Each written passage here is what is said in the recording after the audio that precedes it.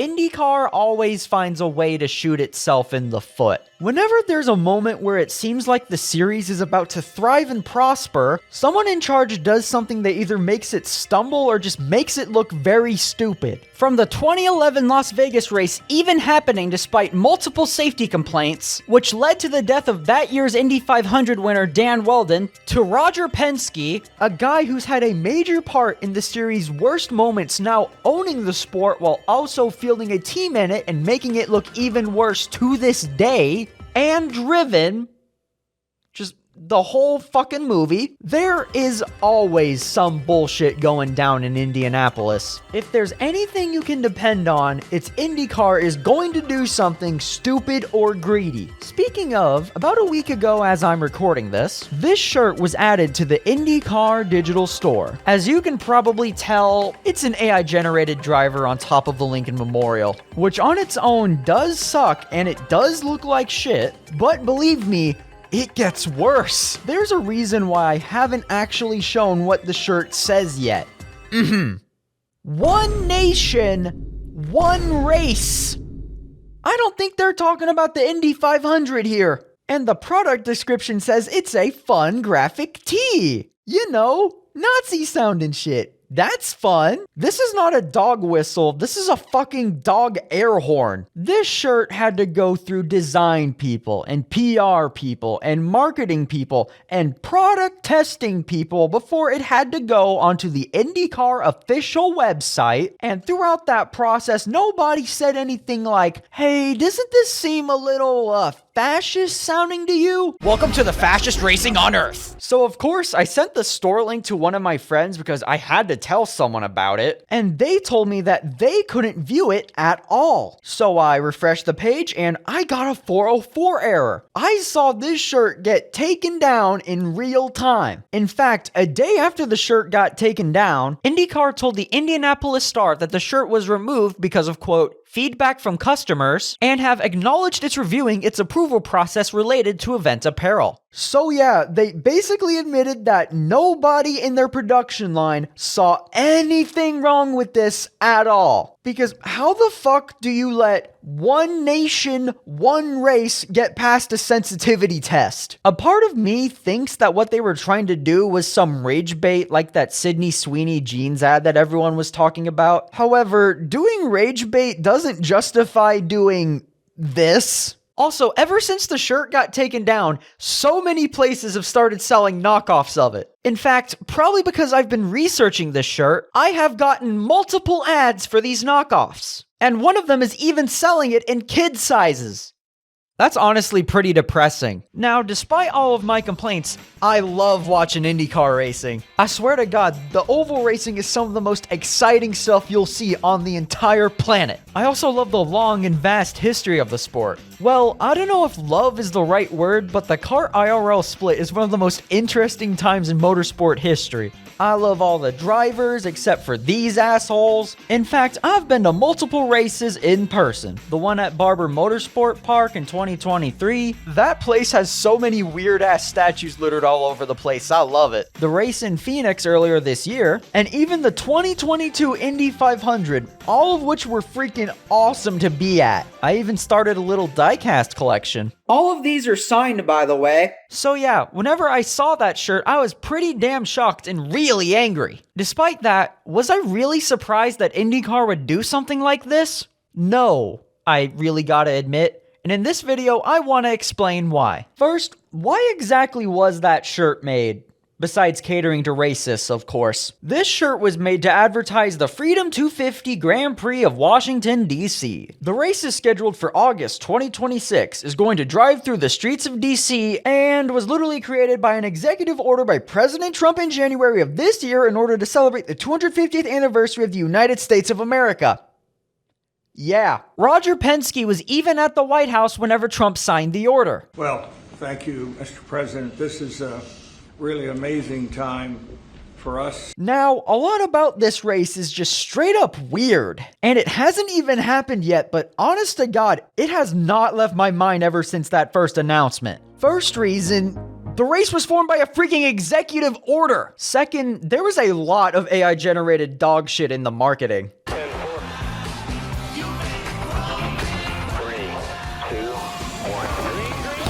Ugh, yuck. Third, the IndyCar schedule for this season had already been announced.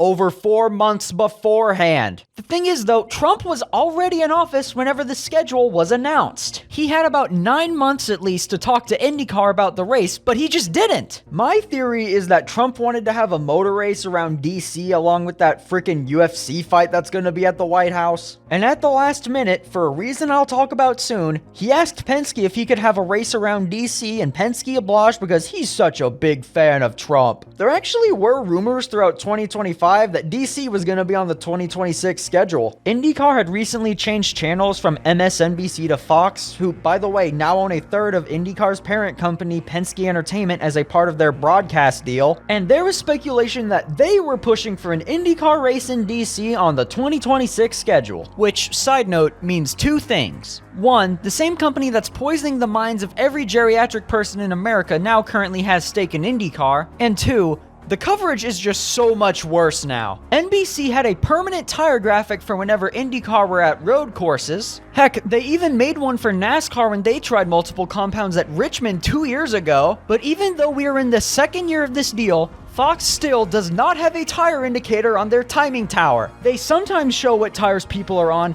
but just at random moments. It is literally a better experience to check the IndyCar app every few laps because the leaderboard there actually tells you what tires people are on. God, Fox's coverage just fucking sucks. Anyway, back to DC. The original plan for the DC race did not pull through. In fact, the CEO of IndyCar, Mark Miles, went on a podcast to talk about the schedule and pretty much said that the IndyCar race in DC was going to be impossible. Now, keep in mind that this was said in 2025, 4 months before the Freedom 250's executive order, as I mentioned, and actually less than a year before the date that would be chosen for the race. They are currently trying to get this race done in less than 7 months. And speaking of rumors, prior to even the ones about DC, there was even bigger speculation that Mexico City would make its return to IndyCar, which also didn't happen. And given this current administration, it definitely says things that they chose to do DC over Mexico City. Next, if you actually read the executive order for the race, which I sadly did, Section 2 states, "Within 14 days of the date of this order, the Secretary of the Interior and the Secretary of Transportation shall designate a route through Washington, D.C. that is suitable for conducting an IndyCar street race." Now, it's usually pretty normal that the announcement of a race doesn't include a track layout. It takes time to design them, plus you gotta build up hype for the race somehow. However, when you designate that a track must be made within a certain amount of time by specific people who don't even seem to know a lick about track design, it doesn't give that much confidence that the track is going to be good. So what layout did these masterminds of track design cook up for the IndyCar race around Washington, D.C.? Wow, that looks very bland. Very boring. Yeah. And when was this track announced, by the way? Early March. So they couldn't even stick to the executive order. On top of that, the ticket situation around this race has just been very, very weird. General admission for the weekend is going to be free to everyone, but there's still going to be a limited number of tickets that are needed to get into the track. However, there is next to no info about them right now on the race's website. Instead of linking to a way to buy the tickets, there's a place to put in your info to learn about when tickets will be available. There is a whole section dedicated to the Champions Club, basically the VIP section of the track where you can watch the race in an air-conditioned room with a bar, and it's $5,000 and doesn't have any tickets either. So as of this recording in early May, there are about 3.5 months until the Freedom 250 race is scheduled to happen, and there's no way to buy tickets for it yet. And it seems like the people who did sign up for ticket info are also being left in the dark as well. Hey, editor's note. The tickets are real now. Fuck. Finally, and definitely most importantly, it should be noted that on the same day the executive order was signed, the Department of Justice deleted a document in the Epstein files that is, shall we say, related to Trump. Make of that what you will, which you really should. Honestly, all of this stuff, in my opinion, makes it feel like this race is a scam and is never going to happen. I'm probably going to be proven wrong and the race is probably going to happen in the most ramshackle way possible, but it just gives off very scammy vibes, and I'm not going to be watching this race anyway. Also, it wouldn't be the first time an IndyCar race in the Northeast turned out to be a scam. Now, let's talk about Roger Penske. If you don't follow IndyCar and that name sounds familiar to you, he's the founder of Penske Truck Leasing. He actually used to be a racer himself in the 1960s, and after an honestly impressive career which includes 2 top 10 finishes in his only 2 Formula 1 starts and multiple wins at the Sebring 12 Hours, as well as a podium when he drove alongside Bruce McLaren, yes, the guy behind McLaren Automotive Bruce McLaren, he started his own race team in 1966. 3 years later, he founded his rental truck company, and after many expansions of both that and his many race teams, he has become a billionaire 7-fold. As I said earlier, in 2019, Roger Penske bought the Indianapolis Motor Speedway as well as the entirety of the IndyCar series. Now, isn't it a bit of a conflict of interest to be the owner of a team while also owning the very same series that you compete in? Yeah, was there a time where only the 3 Penske cars encountered a glitch that gave them more push to pass, basically 50 more horsepower, whenever they legally shouldn't? Yes! Has there ever been a time where, say, it turned out that Team Penske's cars had illegally modified parts on them for seemingly over a year and that somehow never got caught by inspection? Yes! Now, Penske being very close to Trump and basically glazing him during the Freedom 250's announcement made it very clear that he was a Trump supporter. Thank you, Mr. President, for allowing us to come into your city. That's so great, Roger. Thank you. Great man.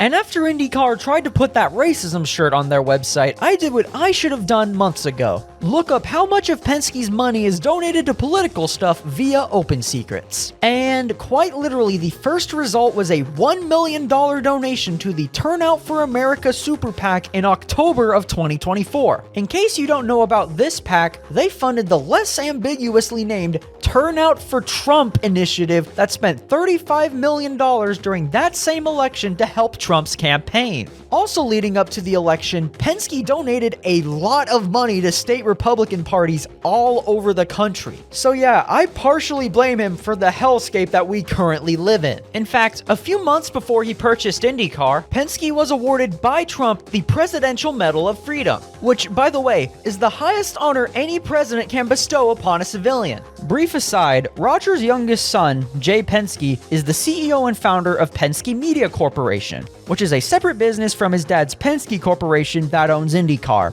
It's confusing, I know. Under this, Jay owns a lot of huge magazines: Sportico, Deadline Hollywood, Rolling Stone, and Variety, among a lot of others. He's also the founder and current team principal of DS Penske in Formula E. In 2012, with the help of his brother Mark, he allegedly broke into a yacht club where he wasn't a member, pissed on a woman's boots, and yelled, "You're not wide enough" at her.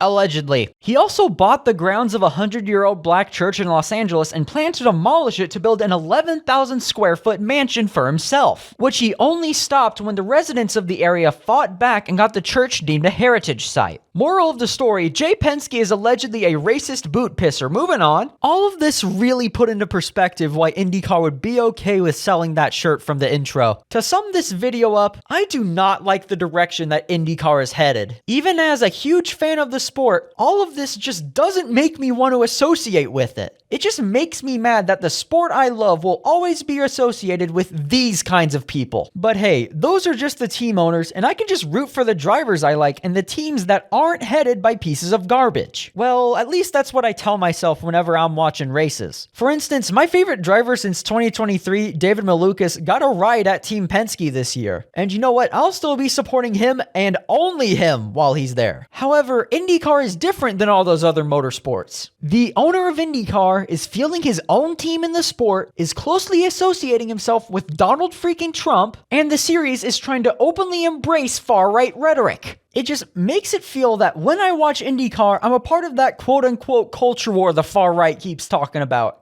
And it's embarrassing. I just want the sport that I love to not cater to chuds, thank you very much. But honestly, it's not just the buttering up to MAGA shit that's made me mad at IndyCar. Sometimes it's just a case of good old-fashioned corruption. IndyCar did something about 2 months ago that really pissed me off. And that's what they did to Prema Racing. A bit of background if you've never heard of them. Prema Racing is an Italian team that has been very prominent in the feeder series of Formula 1 for the past 10 or so years. From regional Formula 4 all the way up to Formula 2, they fielded cars for many drivers who were on their way to F1 and more. Drivers such as Charles Leclerc, Mick Schumacher, Ollie Behrman, Antonio Fuoco, and Nick DeVries, among a lot of others. If you got a seat at Prema, you were pretty much expected to win. In 2025, they started an IndyCar team, and if you look at their results, you could say that they did pretty darn well for a rookie entry. At the team's first Indy 500, one of their drivers, Robert Schwartzman, qualified on pole position, and it was his first year too. In fact, he was the first rookie to get pole at Indy since 1983. It was also his first qualifying attempt on an oval ever, and he was going to start first in one of the largest races in motorsport. Sure, he didn't have a good race, but his pole position showed to the entire paddock that Prema was here and they meant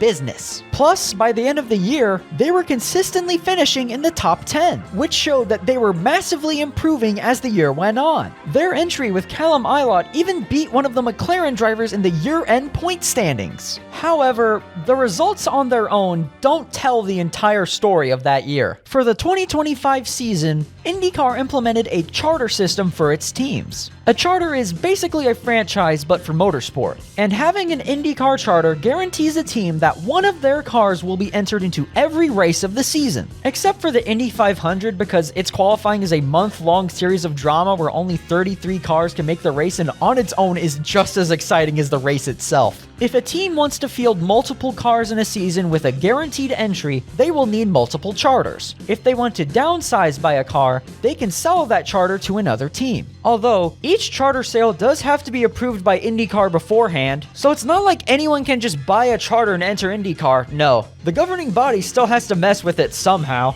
In 2024, there were 27 full-time entries in IndyCar, and since the new charter plans limited each team to 3 entries max and Chip Ganassi Racing fielded 5 full-time entries that season, it makes sense to give Prema some charters to make up for that, right? But no, it turns out there would only be 25 charters given out, and they would only be given to the already existing teams. It meant that for the 2025 season at least, Prema would be run as an open team, and if they ever wanted to get guaranteed full season entry, they'd have to buy 1 or more charters from another team, which, by the way, assumes that any of the other teams would want to sell them a charter in the first place. If you know IndyCar's history, all of this sounds eerily familiar. In 1996, during the IRL versus CART Civil War, the IRL, who sanctioned the Indy 500 at the time, made a rule change that gave the top 25 in points in their championship guaranteed entry into the 500, with the other 8 entries consisting of the other IRL entries and the CART defectors that qualified the best. The rule was made so the CART teams entering into the 500 could not fill up the grid and replace those loyal to the IRL.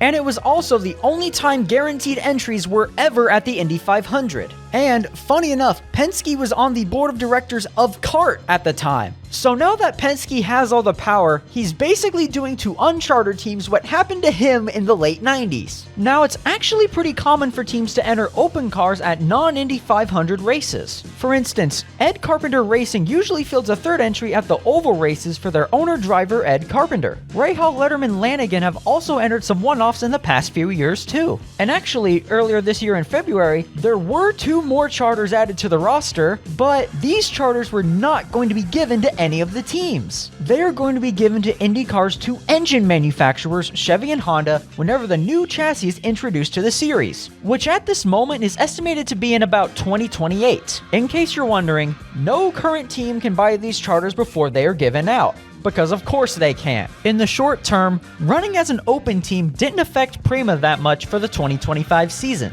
They were the only full-time unchartered entries after all. However, in the long run, it really screwed them over, because there is another aspect to charters, the way that they add value to the teams that own them. One way that teams earn money from charters is through the Leader Circle program. This is a part of the charter agreements that gives $1 million prize to the top 22 chartered entries in the point standings at the end of the season. Notice how I said chartered entries. Since Prema was not a chartered team, they were eligible from the Leader Circle rewards in 2025. Here's the thing. The Leader Circle has been in IndyCar well before the creation of the charter system. Before last year, any team that entered full-time was eligible for this prize, but now it's locked behind a charter. As I said earlier, Callum Ilott finished ahead of a McLaren driver in the standings in 2025, and he finished 21st overall. If this were any other year, Prema would be getting $1 million because of how well they did. But since this was in 2025, their entry was excluded from even being considered for it, and Prema didn't even receive a penny. The other and arguably most important way a charter earns money is by gaining value over time. As I mentioned, a team has the option to sell a charter if they want to downsize their team. Since one of the goals of these teams is to make money, they're owned by business people after all, a team would want to sell their charter for more than they bought it for in order to make a profit. On top of that, since the charters are designed to be artificially scarce, a sale of a charter at a new high price also inflates the value of every other charter by association. As a team owner,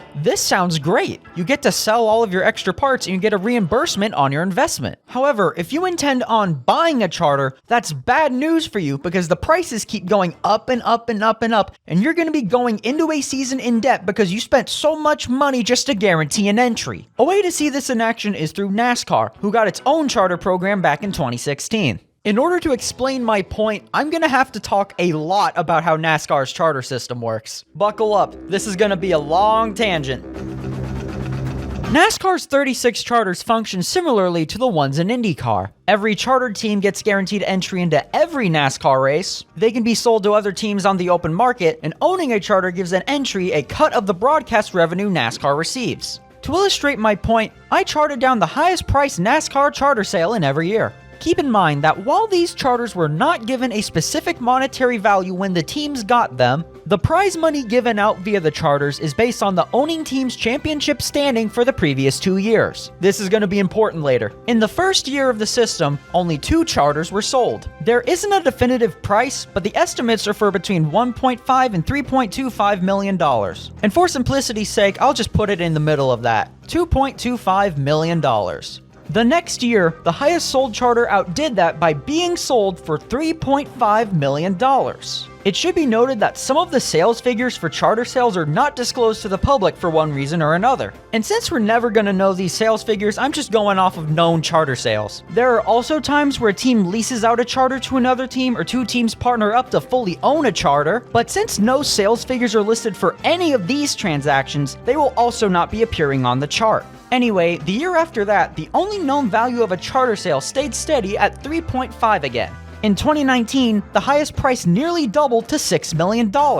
Although this is a bit of an outlier as the second highest price was still at 3.5. In 2020, there were no charter sales, so this space will be left blank. 2021 saw another increase to $7 million, although at least one was sold for less than $2 million. The next year was nothing like that. The highest charter sale once again more than doubled from the previous year to $15 million. And unlike the previous 2 years, there was no outlier. The second most expensive charter sold for $13.5 million, and every other charter that year sold for at least $6 million. To recap, over the past 6 years, the sell value of a charter went up by, assuming the highest estimate for 2016 is correct, more than 450%. Moving on to 2023, no charters were sold once again. However, in 2024, there was only one sale, and it was a big one. Live Fast Motorsports, a team that to this day only has 2 top 10 finishes in all of its Cup Series starts, sold its one and only charter to Spire Motorsports, a team that up until that point only had 1 win, and that was at a rain-shortened race at Daytona. To put things in perspective, Live Fast 3 years before selling their charter saw them finishing 32nd, 36th, and 36th again respectively, which may I remind you is only out of 36 teams, so they were getting the least amount of money they could from their charter. Despite these finishing positions, this charter sale not only made a new record for the most expensive charter to be sold up to that point, but is still the highest charter sale where we know the price. So, how much was it sold for? $16 million? $17 million?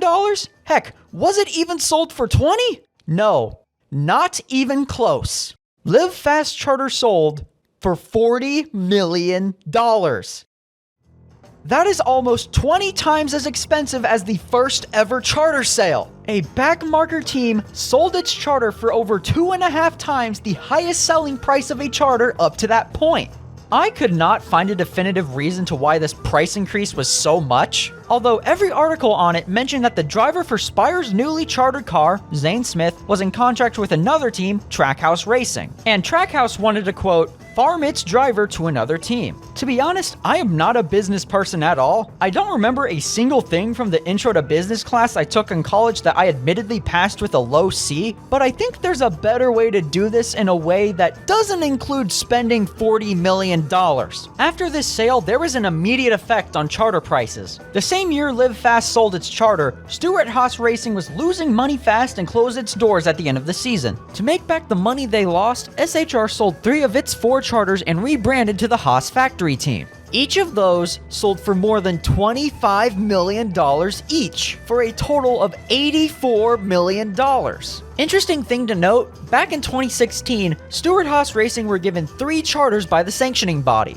That same year, they were one of the 2 teams that purchased a charter, giving them 4 full-time entries. According to NASCAR insider Toby Christie, the charter still in possession by the new team is the same charter that was bought in 2016. That means that all 3 of these sales were the first time these charters exchanged hands, yet they are all in the top 5 of the most expensive charters ever sold. Also, thanks to a lawsuit last year between Legacy Motor Club and Rick Ware Racing, 2 teams that I would also consider backmarkers, we now know that Legacy tried to buy one of Rick Ware's charters for more than $45 million. Oh yeah, teams sued each other over charter sales now, by the way. The lawsuit was settled out of court a couple months later, so we'll never know if the price changed. So as of right now, the most expensive charter sale in 2025 was at $29.5 million.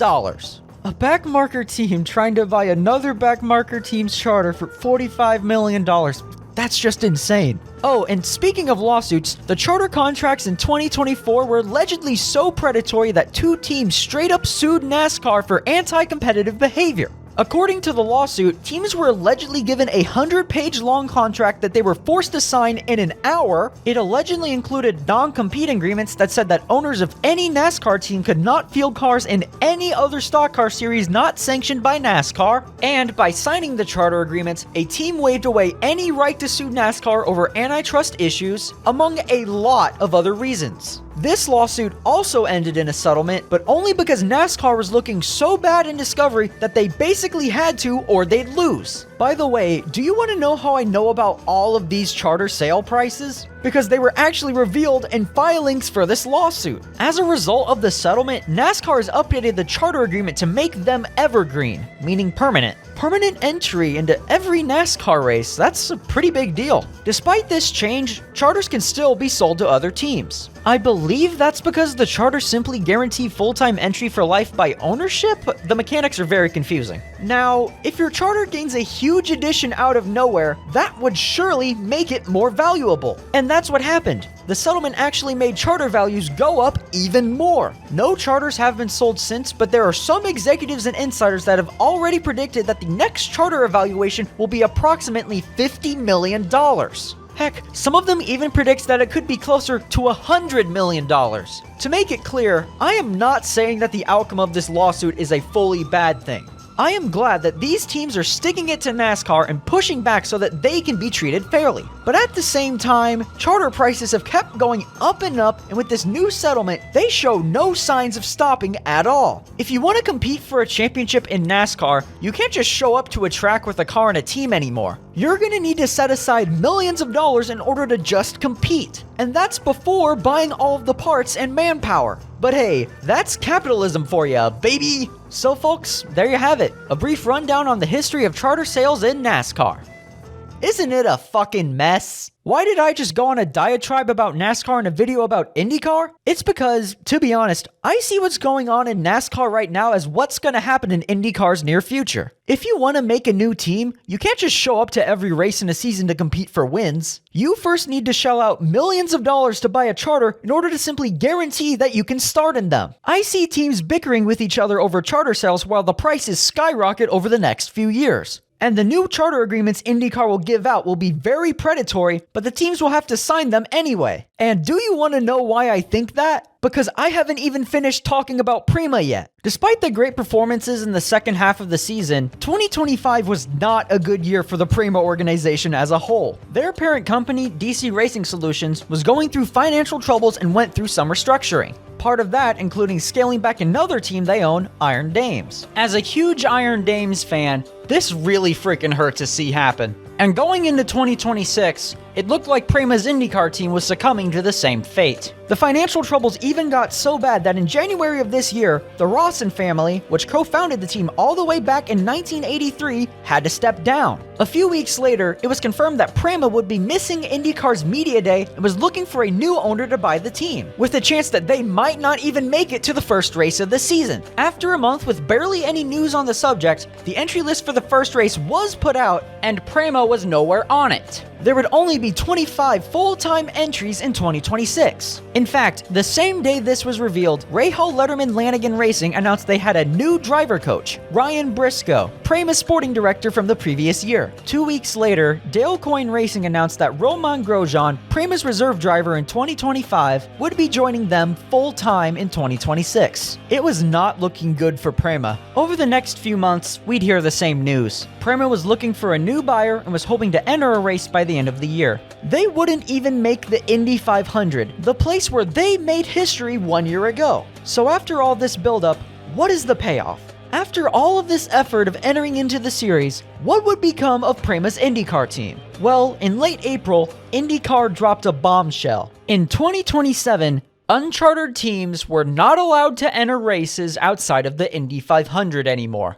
This confirmed the suspicions that pretty much everyone had about the charter system. It was not done for the betterment of the sport. It was not made to help grow the series or to foster new talent in the field. The charter system was implemented in order to appease the current teams and manufacturers, to keep out new competition, and to help IndyCar regulate who could or could not enter the sport. As of right now, if Prema, whoever buys them, or heck, if anyone wants to field a car outside of the 500 next year, they would have to buy a charter from one of the already existing teams, which again assumes that anyone would even want to sell their charters in the first place. As it stands right now, Prema's IndyCar team and whoever works for them are pretty much fucked. You might be asking, why do I care about this so much? Well, whenever I watch races, I love rooting for the underdogs. Teams or drivers that, despite their lack of budget or overall performance, they push above their weight once in a while and show that they can be competitive. That's what made Schwartzman's pole feel so good.